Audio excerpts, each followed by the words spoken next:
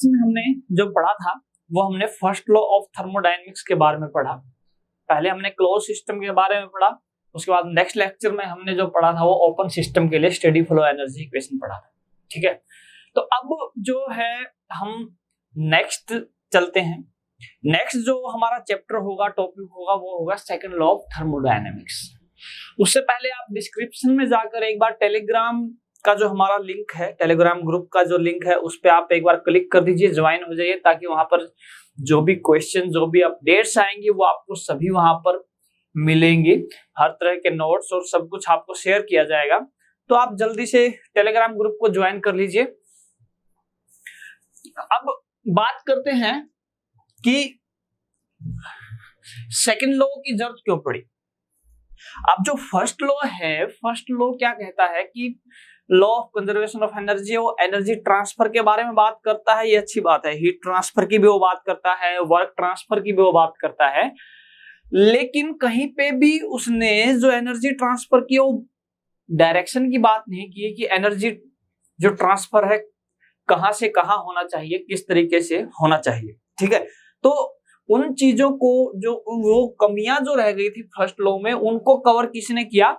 Second law ने cover किया है। ठीक है, उनको किसने कवर किया? सेकंड लॉ ने कवर किया है। तो सेकंड लॉ के बारे में अब हम शुरू करते हैं। तो सबसे पहले हम एक कंसेप्ट है रिजर्वायर। रिजर्वायर क्या होता है?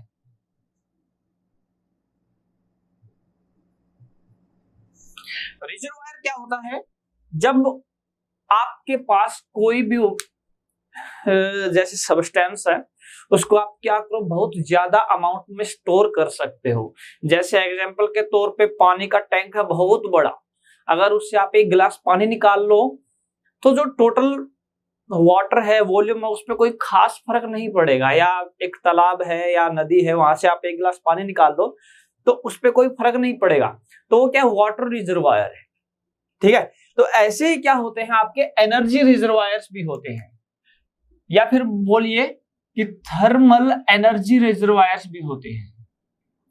जो थर्मल एनर्जी रिजर्वायर्स होते हैं, इनसे आप अगर एनर्जी ले लो, जैसे सन है आपका, सन क्या है, हर रोज कितनी एनर्जी डिस्ट्रीब्यूट कर देता है, उसके बावजूद भी उसके पास एनर्जी की कमी नहीं है, लगातार प्रोड्यूस हो रही है।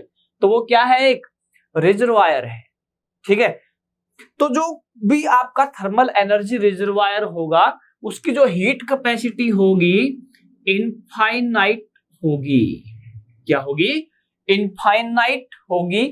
इनफाइनाइट हीट कैपेसिटी का मतलब क्या है? इनफाइनाइट हीट कैपेसिटी का मतलब, जैसे हीट कैपेसिटी क्या थी, क्या हुआ upon delta T, delta Q. तो डेल्टा टी 0, तब आपकी जो हीट कैपेसिटी होगी वो इनफाइनाइट होगी। यानी कि आप कितनी भी एनर्जी, यानी कितनी भी हीट एनर्जी उसको दे दो, energy reservoir, thermal energy reservoir को कितनी भी हीट एनर्जी उसको दे दो, या कितनी भी हीट एनर्जी उससे ले लो, लेकिन उसके जो टेम्परेचर पे है कोई फर्क नहीं पड़ेगा उससे। जैसे सन है, इतनी एनर्जी, इतनी हीट थर्मल एनर्जी डिस्ट्रीब्यूट करता है, लेकिन उसका टेम्परेचर उतना ही बना रहता है। या फिर अर्थ के एटमॉस्फेयर को ले लीजिए, अर्थ के एटमॉस्फेयर में आप दिन में कितनी हीट रिलीज करते हैं, हर जगह से खाना बनाते हैं, गाड़ियां जो है धुआं फेंकती है, एसी है वहां से भी हीट निकलती है, तो बहुत सारी हीट आप एनवायरमेंट में फेंक रहे हैं सारे दिन में, लेकिन उसके बावजूद जो एवरेज टेम्परेचर है अर्थ का वो ज्यादा चेंज नहीं हुआ। वो लाखों सालों के बाद क्या है, कुछ हल्का फुल्का चेंज हो रहा है। तो क्या बोल सकता हूं मैं, इस एटमॉस्फेयर को भी एक थर्मल एनर्जी रिजर्वायर बोल सकता हूं। तो डिफरेंस क्या है सन में और अर्थ में? सन से हम एनर्जी ले सकते हैं इनफाइनाइट अमाउंट में, वहीं पर हमारा जो एटमॉस्फेयर है इसको इनफाइनाइट अमाउंट में हम एनर्जी दे सकते हैं। तो जहां से हम एनर्जी ले रहे हैं वो हमारा क्या कहलाएगा? Heat source. और जहां हम दे रहे हैं उसको हम क्या बोलेंगे? Heat sink. अगर आपका हीट सोर्स या हीट सिंक एक थर्मल एनर्जी रिजर्वायर है तो यहां से हीट लेने या देने से इनके टेम्परेचर पे कोई फर्क नहीं पड़ेगा। लेकिन अगर नॉर्मली किसी बॉडी से आप हीट लोगे या उसको हीट दोगे तो उसके टेम्परेचर में कुछ ना कुछ चेंजेस आएंगे। तो इसी कंसेप्ट को लेते हुए हम बात करते हैं सबसे पहले हम बात करते हैं इंजन की। इंजन कौन सा? हीट इंजन की बात करते हैं। अब ये हीट इंजन क्या वाला है? हीट इंजन वो होता है जो आपकी थर्मल एनर्जी या हीट एनर्जी को किस में कन्वर्ट कर दे? Useful energy, that is work में कन्वर्ट कर देता है। ठीक है, इसको साइक्लिक हीट इंजन बोलेंगे क्योंकि इसमें जो फ्लूइड होता है वो आपका क्या होता है, एक साइकिल में रोटेट करता है, साइकिल में घूमता है। एक एग्जांपल हमने किया था, जैसे स्टार्टिंग में हम बीच में हमने बात की थी, जैसे हमारे पास यहां पर क्या है, बॉयलर है। बॉयलर में हम क्या करते हैं, हीट देते हैं।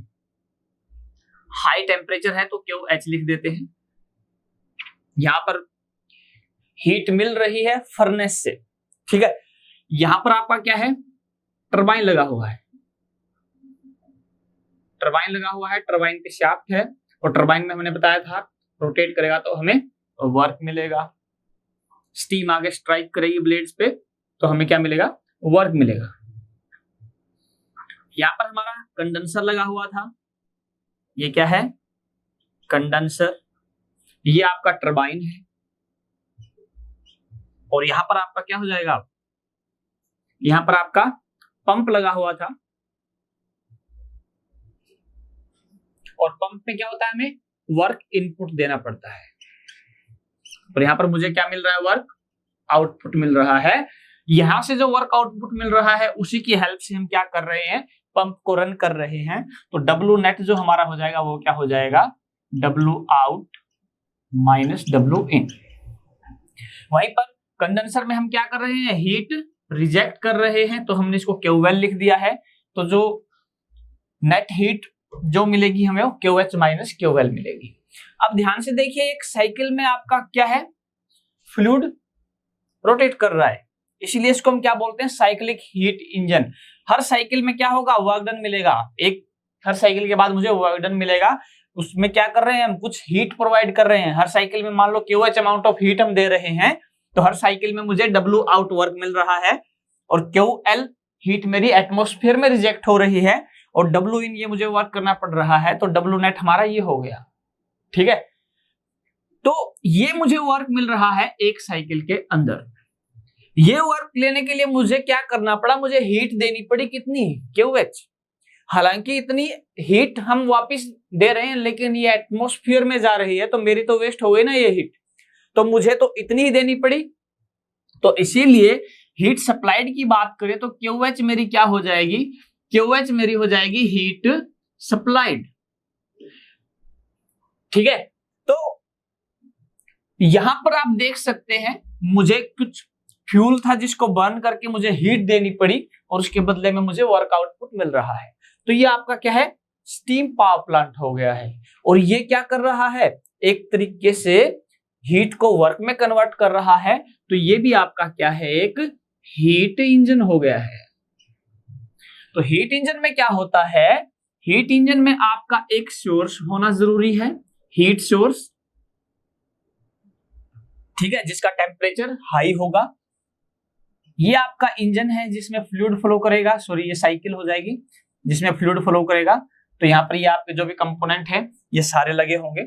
यहाँ पर वर्क आउट आपको मिल रहा है, ये आपकी हीट इनपुट आ रही है, यहाँ से आप हीट रिजेक्ट कर रहे हैं एटमॉस्फेयर में, एटमॉस्फेयर जिसका टेम्परेचर TL है। TH जो टेम्परेचर वो आपकी फर्नेस का है जहां से आप हीट ले रहे हैं और यहाँ पर आप वर्क इनपुट दे रहे हैं पंप के अंदर। तो ये आपका क्या है, एक हीट इंजन हो गया है जो थर्मल एनर्जी को वर्क में कन्वर्ट कर रहा है। तो इस केस में हम क्या डिफाइन करते हैं, हम डिफाइन करते हैं एफिशिएंसी। एफिशिएंसी मतलब क्या है कि आपने जो एनर्जी दी है उसको कितना यूटिलाइज करने लायक बना दिया है इंजन ने। एफिशिएंसी का मतलब कितना यूटिलाइज करने लायक बना दिया है, कितना हमारे काम का है। तो एफिशिएंसी जो हमारा होता है, एफिशिएंसी को हम डिफाइन करते हैं output energy, output energy divide by input energy. Output energy, input energy यानी जो एनर्जी हम दे रहे हैं और ये एनर्जी जो हमें मिल रही है। और अगर बात करें थर्मल एफिशिएंसी की, थर्मल एफिशिएंसी के केस में जो आउटपुट एनर्जी है वो हमारी है वर्क आउटपुट, वो हमारी वर्क आउटपुट है, और जो दे रहे हैं वो है आपकी हीट इनपुट। तो इस हिसाब से क्या हो गया है, वर्क आउटपुट आपका क्या है, डब्ल्यू नेट, और हीट इनपुट क्यू एच है। तो यहां से क्या हो गया, W out minus W in. और साइक्लिक प्रोसेस के लिए क्या होना चाहिए, net heat transfer is your equal to net work transfer. Cyclic process first law, तो यहां रखेंगे उसको, तो क्या हो जाएगा एफिशिएंसी में, क्या हो जाएगा यहां पर डब्ल्यू नेट की जगह आप लिख सकते हैं Q H minus Q L upon Q H, ये हो जाएगा 1 minus Q L upon Q H. This is your thermal efficiency of engine, heat engine. अब यहां पर अगर क्यू एच को जीरो कर दिया जाए, क्यू एच को जीरो कर दिया जाए तो थर्मल एफिशिएंसी कितनी हो जाएगी, 100%। यानी जितनी हीट आपने दी है उतना ही आपको क्या मिल रहा है, वर्क मिल रहा है। लेकिन ऐसा पॉसिबल नहीं है। तो ये क्या कहलाएगी, अगर ऐसी कोई मशीन है तो PMM2, perpetual motion machine of second kind. और ये जो मशीन है ये आइडियल मशीन है, ऐसी कोई भी मशीन आपकी एग्जिस्ट नहीं करती है। तो ये किसने कहा कि ये नहीं हो सकता, ये हमारे सेकंड लॉ ने कहा। और सेकंड लॉ में हमने सबसे पहले देखा Kelvin Planck statement, Kelvin Planck statement of second law. उसने क्या बोला, उसने बोला कि अगर आपका जो इंजन है वो अगर सिर्फ एक ही फिक्स्ड टेम्परेचर से क्या कर रहा है, एनर्जी एक्सचेंज कर रहा है, तो वर्क आउटपुट नहीं मिल सकता। जैसे इसने कहा कि भाई क्यूएल जीरो कर दिया, तो अब ये हीट कहां से एक्सचेंज कर रहा है, सिर्फ एक ही बॉडी के साथ एक्सचेंज कर रहा है। तो इस केस में आपका वर्क आउटपुट आपको नहीं मिल सकता। यानी कि आपका क्या है कि मिनिमम 2 बॉडी ऐसी होनी चाहिए जिनके टेम्परेचर डिफरेंट हैं, उनमें से एक बॉडी से उसे हीट लेनी है और दूसरी बॉडी से हीट वापस देनी है, जिसमें उसको रिजेक्ट करना पड़ेगा, तभी ये वर्क आउटपुट मिलेगा, तभी ये इंजन वर्क करेगा। तो ये आपकी केल्विन प्लैंक की स्टेटमेंट थी। ठीक है, इसके बाद बात करते हैं क्लॉसियस स्टेटमेंट की। ठीक है, क्लॉसियस स्टेटमेंट की अगर बात करें, देखिए question direct Kelvin Planck statement से आपका आ सकता है।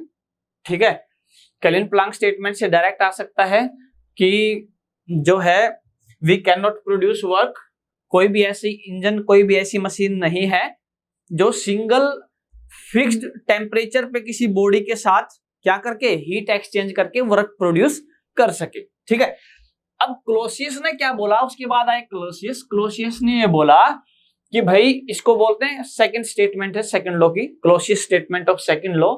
उसने कहा कि कभी भी जो आपका हीट ट्रांसफर है वो अपने आप लो टेम्परेचर से हाई टेम्परेचर की तरफ नहीं हो सकता, अपने आप नहीं हो सकता है। अपने आप नहीं होने का मतलब है कि करवाया जा सकता है, अगर हम क्या करें, कुछ एक्सटर्नल वर्क उस पर कर दें, बाहर से कोई वर्क उस पर दे दें, तो जबरदस्ती उसको क्या करना पड़ेगा काम। जैसे वाटर है, वाटर कभी नीचे से ऊपर नहीं जाता, लेकिन अगर हम पंप लगा देते हैं तो क्या है, वाटर नीचे से ऊपर चला जाता है। सेम केस किसके साथ है, हीट के साथ भी है कि आप हीट को अपने आप लो से हाई टेम्परेचर की तरफ ट्रांसफर नहीं कर सकते। इसके लिए हमें क्या चाहिए, कुछ एक्सटर्नल हेल्प चाहिए, एक्सटर्नल एड चाहिए, सहायता चाहिए। तो वो सहायता कैसे मिलेगी, देखिए इसके लिए हमारे पास क्या है कंसेप्ट हमारे पास हीट पंप और रेफ्रिजरेटर का कंसेप्ट है। तो उस केस में हम क्या करते हैं, उस केस में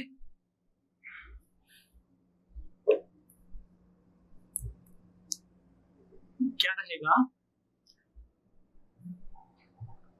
PMM2 के बारे में जैसे बताया, इससे क्वेश्चन आ सकता है, ये हाइपोथेटिकल मशीन है, एक ऐसा क्वेश्चन डायरेक्टली पूछा जाता है।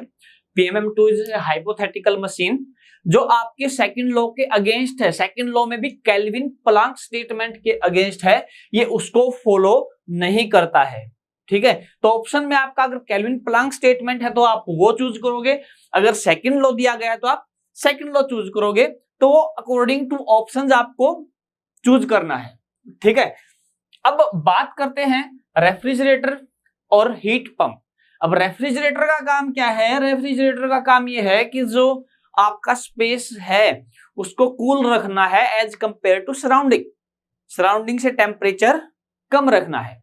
जबकि हीट पंप का काम क्या है, सराउंडिंग का टेम्परेचर, जो हमारा बॉडी का जो भी हमारा स्पेस है उसका टेम्परेचर सराउंडिंग के टेम्परेचर से मुझे ज्यादा रखना है। ठीक है, तो क्या करते हैं रेफ्रिजरेटर के केस में क्या होता है, मान लीजिए ये आपका स्पेस है जो ठंडा करना है। ठीक है, तो यहां से हम क्या करते हैं, यहां पर हम लगा देते हैं इवेपोरेटर लगा दिया है हमने यहां पर, ये इवेपोरेटर है। तो इवेपोरेटर में क्या होता है, एक रेफ्रिजरेंट आता है। रेफ्रिजरेंट एक फ्लूइड है जो आपके रेफ्रिजरेटर में यूज करते हैं, एसी में यूज करते हैं। तो ये रेफ्रिजरेंट का जो टेम्परेचर होता है यहाँ पर एंट्री के टाइम, रूम में मान लीजिए एंटर कर रहा है, तो जो रेफ्रिजरेंट का टेम्परेचर होता है वो रूम के टेम्परेचर से कम होता है।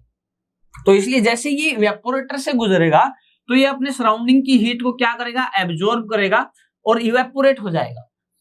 जब ये इवेपोरेट होगा तो यहां पर हम लगा देंगे कंप्रेसर। इवेपोरेट होने के बाद जब निकलेगा ये रेफ्रिजरेंट तो यहां पर हमने लगा दिया क्या, कंप्रेसर। कंप्रेसर में कंप्रेस होगा तो क्या होगा, टेम्परेचर भी बढ़ेगा और प्रेशर भी बढ़ेगा। यहां पर हम लगा देते हैं कंडेंसर। सराउंडिंग एटमॉस्फेयर में है आपका, तो कंडेंसर में क्या है, कूलिंग वाटर आपका फ्लो कर रहा है या एयर से हो सकता है। तो कंडेंसर का काम क्या है, यहां से जो कंप्रेस्ड जो आपका रेफ्रिजरेंट है हाई टेम्परेचर प्रेशर पे, वो यहां से गुजरेगा तो उससे हीट रिमूव की जा रही है। यहां पर हीट क्या हो रही थी, मुझे मिल रही थी रेफ्रिजरेंट को, यहां पर जो रेफ्रिजरेंट है वो अपनी हीट क्या कर रहा है, रिजेक्ट कर रहा है सराउंडिंग में, जहां पर टेम्परेचर क्या है, ज्यादा है। सराउंडिंग में टेम्परेचर क्या है, ज्यादा है। ठीक है, वहां पर हीट रिमूव कर रहा है बाहर सराउंडिंग में, और वहां से जो आपका रेफ्रिजरेंट है वो निकल के आ रहा है। यहां पर एक्सपेंडर लगा होगा कोई भी, ठीक है, एक्सपेंडर लगा होगा। तो उस एक्सपेंडर से में क्या होगा, जैसे यहां से जो रेफ्रिजरेंट निकलेगा उसका टेम्परेचर काफी हद तक कम हो गया है, और यहां पर जब एक्सपेंशन होगा, एक्सपेंशन में क्या हो जाएगा, ये टेम्परेचर और ज्यादा कम हो जाएगा। इतना कम हो जाएगा कि ये जो टेम्परेचर है ये रूम के टेम्परेचर से कम चला जाएगा। ठीक है, तो यहां पर जब ऐसे ये आएगा रूम के टेम्परेचर से कम टेम्परेचर पे एंटर करेगा तो हीट रूम से लेगा। अब सीक्वेंस को समझिए, यहां पर ये सराउंडिंग से हीट ले रहा है, ये गया यहां पर कंप्रेसर जो है इसका टेम्परेचर इतना ज्यादा कर देता है कि सराउंडिंग के टेम्परेचर से, जो एटमॉस्फेयर बाहर गर्मी ज्यादा है तो उसके टेम्परेचर से भी ज्यादा हो जाए। अगर टेम्परेचर ज्यादा होगा तो डेफिनेटली इसे हीट क्या करनी पड़ेगी, बाहर फेंकनी पड़ेगी एटमॉस्फेयर में, और फिर यहाँ पर एक्सपेंडर में जाके फिर इसको कूल कर दिया है। तो यहाँ पर जो कंप्रेसर हमने लगाया है इसमें क्या जाएगा, वर्क इनपुट जाएगा। एक्सपेंडर में मुझे वर्क आउटपुट मिल सकता है, अगर थ्रोटलिंग डिवाइस लगेंगे तो मुझे वर्क आउटपुट नहीं मिलेगा, सिर्फ कूलिंग मिलेगी। ठीक है, तो यहां पर मैंने क्या किया है, हीट को लो टेम्परेचर स्पेस से हाई टेम्परेचर स्पेस की तरफ भेज दिया है। किसकी हेल्प से, कंप्रेसर की हेल्प से, जिसमें मुझे वर्क इनपुट दिया है। अगर कंप्रेसर नहीं होता तो यहाँ पर जो टेम्परेचर है वो इतना नहीं था रेफ्रिजरेंट का कि वो यहाँ पर जाकर एटमॉस्फेयर में अपनी हीट को रिमूव कर सके। ठीक है, तो किसने किया, ये काम कंप्रेसर ने किया है। तो ये क्लोसियस स्टेटमेंट कहती है कि जब आप जो डायरेक्टली, अगर आपको लो टेम्परेचर से हाई टेम्परेचर की तरफ हीट का फ्लो करवाना है तो आपको क्या करना पड़ेगा, कुछ वर्क इनपुट देना पड़ेगा। तो इसी कंसेप्ट पे आपका रेफ्रिजरेटर और हीट पंप काम करता है। डिफरेंस कितना है? डिफरेंस इतना है कि जो रेफ्रिजरेटर है ये कूलिंग स्पेस है जिसको हमने ठंडा करना है, ये है कूलिंग स्पेस, और ये है आपका सराउंडिंग यानी एटमॉस्फेयर। डेफिनेटली एटमॉस्फेयर का टेम्परेचर हाई होगा, कूलिंग स्पेस का टेम्परेचर लो होगा। जहां से इवेपोरेटर लगा है और यहाँ पर कंडेंसर लगा है, इधर कंप्रेसर लगा है, तो इधर आपका एक्सपेंडर लगा है, ठीक है। तो यहां पर वर्क इनपुट जाएगा आपका। तो यहां पर हमारा काम क्या है? इसको ठंडा रखना है। अगर बात करें हीट पंप की तो वो सर्दियों में यूज होगा और उसने क्या करना पड़ेगा? हमारे रूम को रखना है गर्म। तो उस केस में वो एटमॉस्फेयर से चेंज हो जाएगा, एज इट इज, उल्टा कर देंगे बिल्कुल, ठीक है। जो गर्म इवेपोरेटर साइड थी वो दूसरी तरफ चली जाएगी। तो क्या होगा? अब वो सराउंडिंग से जो है हीट उठा के हमारे रूम में लेके आएगा। तो सराउंडिंग से, तो यहां पर एटमॉस्फेयर है और यहां पर हमारा रूम है जिसे गर्म करना है। तो इसका टेम्परेचर TH हो जाएगा, इसका टेम्परेचर TL हो जाएगा। तो ये आपका क्या है? एक हीट पंप है, ये आपका क्या है? रेफ्रिजरेटर। डिफरेंस सिर्फ इतना है कि इसमें मुझे स्पेस को ठंडा रखना है, इसमें मुझे स्पेस को क्या रखना है? गर्म रखना है। तो इस केस में जो है वो एफिशिएंसी को डिफाइन नहीं करता, यहां पर वो एफिशिएंसी परफॉर्मेंस रेशियो को डिफाइन करता है। एफिशिएंसी परफॉर्मेंस रेशियो, या फिर आप बोल सकते हैं coefficient of performance, that is COP। ये क्या होती है? यहां पर डिजायर्ड आउटपुट और नीचे आएगा एनर्जी इनपुट। अब डिजायर्ड आउटपुट क्या है? मुझे इतनी हीट यहां से रिमूव करनी है, QL amount of heat remove करनी है। रेफ्रिजरेटर में मुझे इसको ठंडा रखना है तो इतनी हीट निकालनी पड़ेगी, अगर नहीं निकालूंगा तो गर्म रहेगा। तो मेरा डिजायर्ड इफेक्ट क्या है? रेफ्रिजरेटर के केस में अगर बात करूं मैं तो क्या हो जाएगा? डिजायर्ड इफेक्ट इज QL, और वर्क इनपुट क्या है? वही सेम, आपका वर्क इनपुट क्या हो जाएगा? वर्क इनपुट इज दिस, जो आपको कंप्रेसर में मिल रहा है। और ये आपका किसके बराबर है? साइक्लिक प्रोसेस है। फिर से साइक्लिक प्रोसेस होने के कारण क्या है? QH माइनस QL के बराबर रहेगा। तो ये COP ऑफ रेफ्रिजरेटर है। COP ऑफ हीट पंप की बात करोगे तो क्या हो जाएगा? डिजायर्ड इफेक्ट चेंज हो गया है। अब की बार मुझे इतनी हीट मेरे रूम में चाहिए ताकि गर्म रहे, अगर इससे कम आएगी तो मेरे रूम का टेम्परेचर क्या हो जाएगा? चेंज हो जाएगा। तो इसीलिए मैं क्या कहता हूं, अब की बार मेरा डिजायर्ड इफेक्ट है QH upon QH minus QL। तो ये आपकी COP ऑफ हीट पंप है, ये आपकी COP किसकी है? रेफ्रिजरेटर की है। और COP ऑफ हीट पंप से अगर COP ऑफ रेफ्रिजरेटर घटा दोगे तो आपका क्या हो जाएगा? 1 हो जाएगा। क्या हो जाएगा? 1 का डिफरेंस आएगा दोनों के बीच में। इसके अलावा अगर अंडर सेम कंडीशन की बात की जाए तो एफिशिएंसी जो होगी हीट इंजन की, अगर ये हीट इंजन में कन्वर्ट हो जाए किसी तरीके से, तो जो ये आपकी COP का उल्टा होता है, हीट पंप की COP का उल्टा होता है, जो थर्मल एफिशिएंसी आपकी हीट इंजन की रहती है वो। तो ये हमारे क्या हो गए हैं? रेफ्रिजरेटर और हीट पंप की बात हमने की, जो कि क्लॉसियस स्टेटमेंट पे बेस्ड है आपके दोनों, ठीक है। अब इसके बाद आती है एक रिवर्सिबल प्रोसेस, जिसके बारे में हमने पहले भी बात की थी कि रिवर्सिबल प्रोसेस में क्या होता है? फ्रिक्शन नहीं होता है, प्रोसेस को आप एग्जैक्ट रिवर्स कर सकते हैं।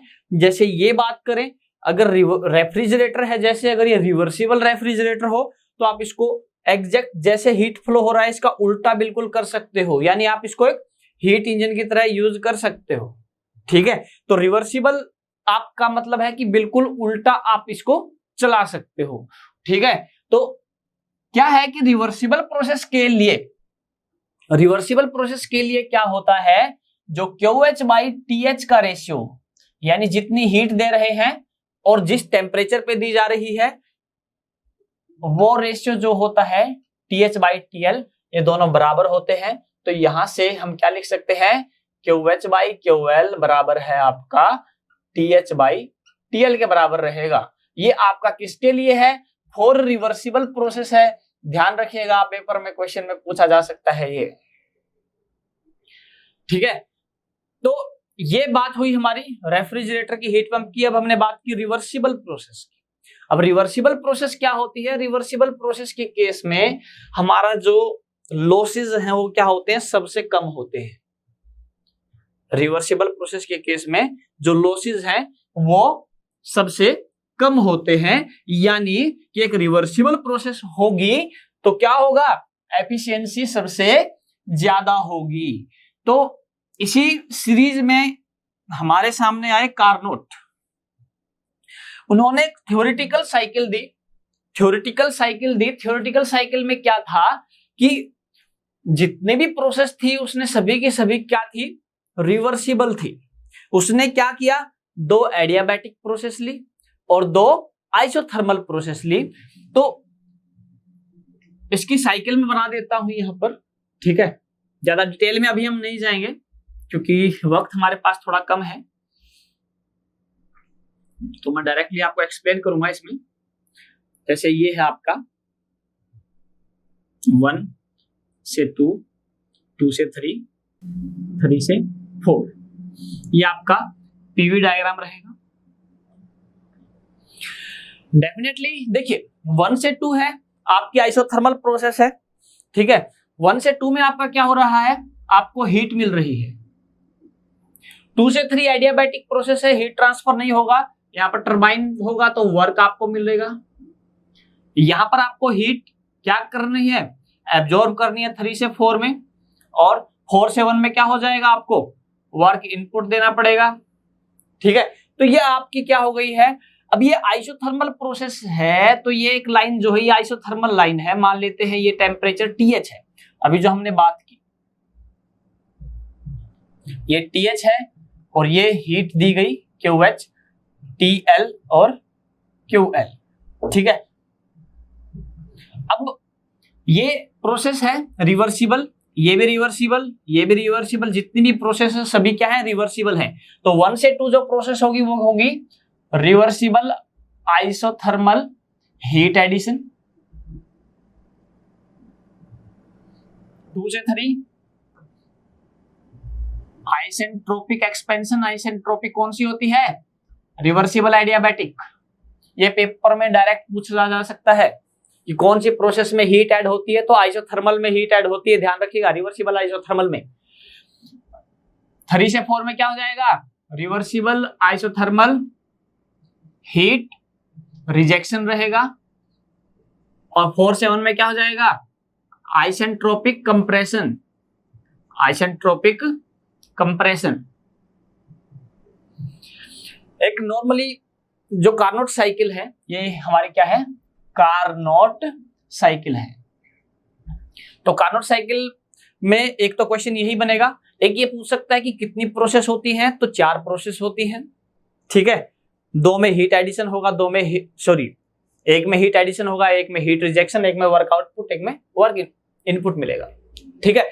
तो ये क्वेश्चन आपके कार्नोट साइकिल से पूछे जा सकते हैं। इसके अलावा जो कार्नोट से क्वेश्चन पूछा जा सकता है वो है एफिशिएंसी का, कि कार्नोट साइकिल की जो एफिशिएंसी होगी वो क्या होगी। तो यहां पर एक नॉर्मल हीट इंजन की जो एफिशिएंसी है वो क्या होती है? QH minus QL upon QH। और अभी अभी हमने पढ़ा है रिवर्सिबल प्रोसेस के लिए, क्योंकि इसमें सभी प्रोसेस रिवर्सिबल है, तो ये रिवर्सिबल साइकिल है। और रिवर्सिबल साइकिल के केस में हमारे पास क्या कंडीशन थी? रिवर्सिबल साइकिल के लिए हमारे पास कंडीशन थी QH बाई QL बराबर है TH बाई TL। तो यहां पर अगर मैं QH को ले लेता हूं QL बाई QH, तो नीटा रिवर्सिबल अगर बात करें या कार्नोट एफिशिएंसी की बात करें तो QL बाई QH को मैं किससे रिप्लेस कर सकता हूं? TL बाई TH से कर सकता हूं।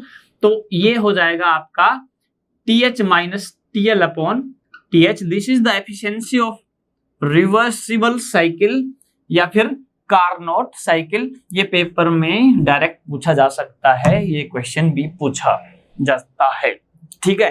तो ये तो हुई कार्नोट साइकिल की एफिशिएंसी। अब बात करते हैं कि डिपेंडेंसी किस पे है। पहली बात तो सिर्फ टेम्परेचर पे डिपेंड करती है, इसके अंदर कौन सा मटेरियल है, कौन सा वर्किंग फ्लूइड है, उस पे ये बिल्कुल भी डिपेंड नहीं करती। इंडिपेंडेंट ऑफ वर्किंग फ्लूइड, ठीक है। और दूसरा, अगर आपने टीएच को बढ़ाया, तो क्या होगा, हाई टेम्परेचर बढ़ाना है तो डेफिनेटली एफिशिएंसी क्या हो जाएगी, बढ़ जाएगी। और तीसरा, टीएल को घटाया तो भी एफिशिएंसी क्या हो जाएगी, आपकी बढ़ जाएगी।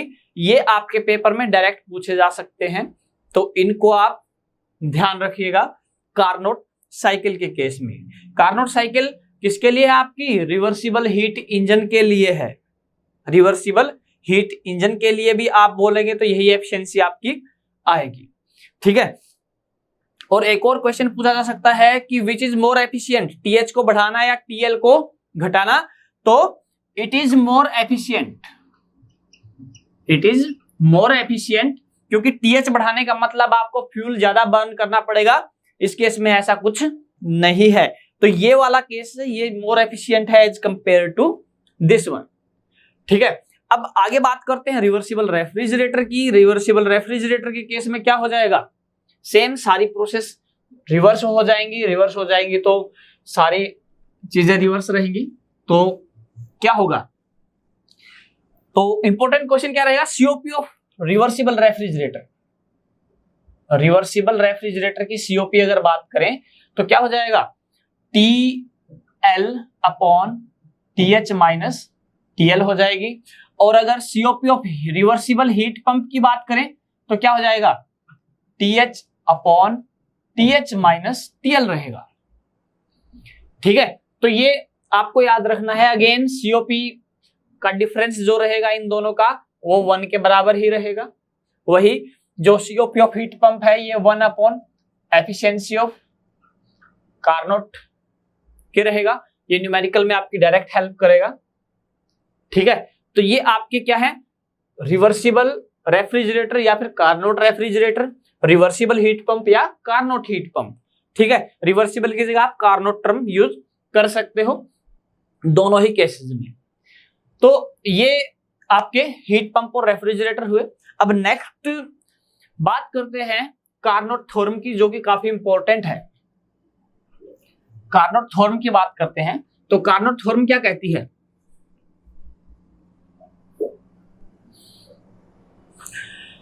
कार्नोट थ्योरम ये कहती है कि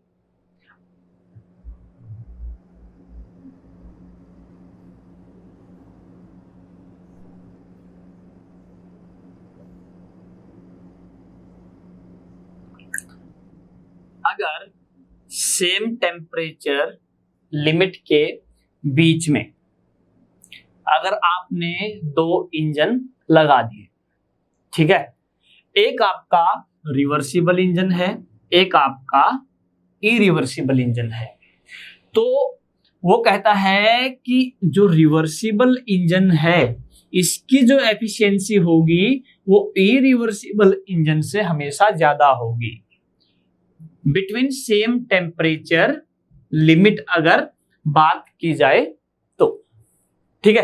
कार्नोट थ्योरम ने एक बात ये कही और इसी से कंक्लूजन एक और निकल के आया कि अगर सेम टेम्परेचर लिमिट के बीच में बहुत सारे क्या कर दिए जाएं, रिवर्सिबल हीट इंजन लगा दिए जाएं, यानी कार्नोट हीट इंजन लगा दिए जाएं सेम टेम्परेचर लिमिट के बीच में, तो जो एफिशिएंसी होगी 1 2 3 4, तो नीटा R1 नीटा R2 नीटा R3 नीटा R4 सब बराबर होंगे। क्यों? क्योंकि TH और TL सेम है। एफिशिएंसी किस पे डिपेंड करती है, सिर्फ हायर टेम्परेचर और लोअर टेम्परेचर पे TH और TL पे डिपेंड करती है। तो इसीलिए जितने भी रिवर्सिबल इंजन यहां पर लगे होंगे सबकी एफिशिएंसी क्या रहेगी, सेम होगी, इसमें कोई भी चेंज नहीं आएगा।